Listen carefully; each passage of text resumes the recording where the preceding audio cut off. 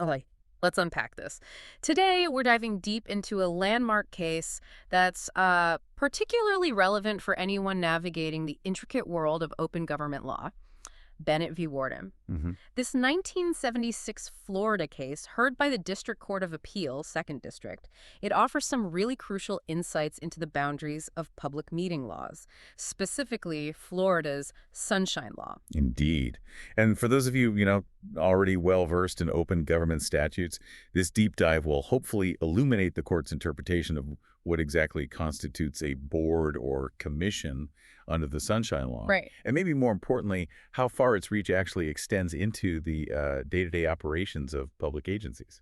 So our mission today is to dissect the factual nuances of Bennett v. Warden, and more importantly, to understand how the court distinguished it from a really critical precedent, Town of Palm Beach v. Gradison. Yeah, that comparison is key. What stands out to you about how the judiciary tries to balance government transparency with, well, just letting agencies get their work done, administrative efficiency? That's the core tension, isn't it?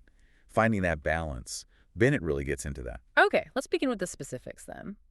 At the heart of Bennett v. Warden was the president of St. Petersburg Junior College, Appellant Bennett. Right.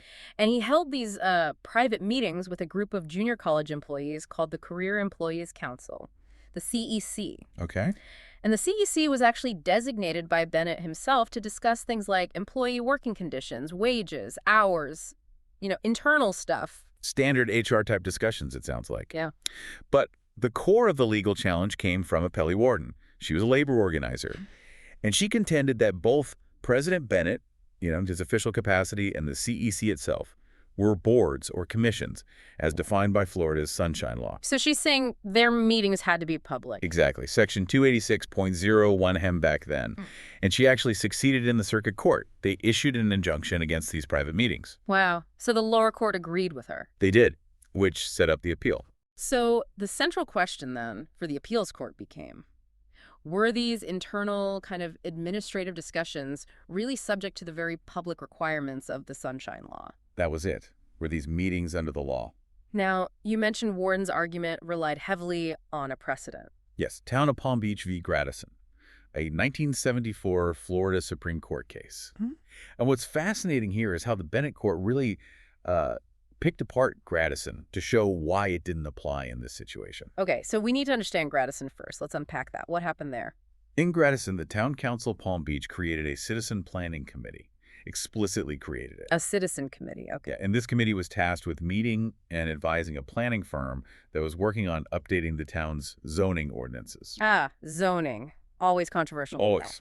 And crucially, the members were lay citizens. They weren't, professional planners or zoning experts. So regular folks providing input. Kind of. But the court saw their role as more than just input. The Gradison court found this committee was basically an alter ego of the town council. An alter ego. What do they mean by that? They determined the committee was I'm quoting here, buffer lay group of citizens to serve part-time as the alter egos of the town councilmen, to make tentative decisions guiding the zoning planners and advising the council as to their ultimate zoning ordinances. Wow. So making tentative decisions, not just advising. That's how the court saw it. They felt the committee exercised significant administrative and legislative decisional zoning formulation authority. Big words, but basically they were doing the council's homework. Okay, this is where it gets really interesting. The town council in Gradison had formally set them up. Yes, they had expressly ordained the committee as an element of the zoning commission, and they maintained constant vigilant dominion and control over it. That phrase is important. Constant vigilant dominion and control. So the council is deeply involved. Deeply. The Supreme Court called it an arm of the town council, effectively making decisions just short of ceremonial acceptance. Just short of ceremonial acceptance, meaning the council was pretty much just rubber stamping what this committee decided. That was the implication. The real work, the real policy formulation was happening in that committee, away from the public eye. And that pushed it squarely under the Sunshine Law. Okay, that makes sense. If they're basically making the decision, it should be public. Precisely. Now, if we connect this back to Bennett v. Warden. Right. How did the Bennett court see things differently? Well, the appeals court looked at the facts in Bennett and found them, quote, inapposite, just not comparable. Inapposite, so totally different ballgame. Completely. Let's look at President Bennett first. Warden argued he was an alter ego of the Board of Trustees, like the committee in Gradison. One guy has an alter ego of a whole board. Seems like a stretch. The court thought so too. They flatly disagreed.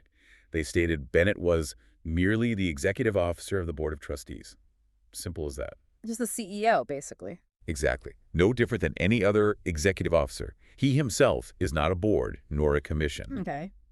And the mere fact that he carried out the board's policies didn't make him their alter ego. It just made him an executive doing his job. Right. Executing policy isn't the same as formulating it like a board does. Precisely. And the court made a really important point here for administrators.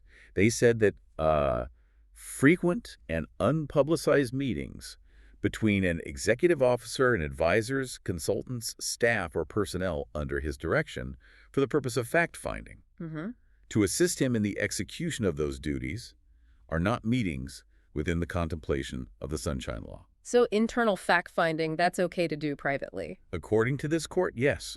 It raised a crucial question. What happens if every single internal meeting, every brainstorming session had to be public? Yeah, government would grind to a halt, wouldn't it? Imagine trying to manage anything. The court was very clear on that. It suggested any other conclusion would unduly hamper the efficient operation of modern government.